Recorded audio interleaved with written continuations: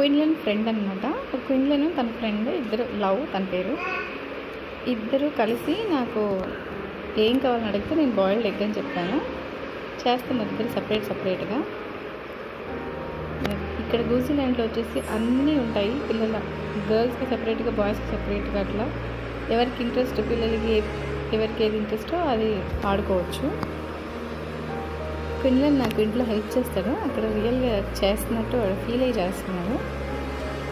Cooking చేస్తాను mummy అన్నాడు. సరే నాకు ఒక బాయిల్డ్ ఎగ్ కావాలన్నాను. ఇద్దరికి అదే చేస్తున్నారు.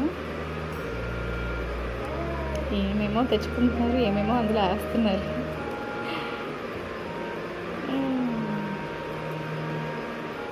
ఈ వాటర్ మిలన్ కూడా వేసి చేస్తూ ఉంది అంటున్నాడు.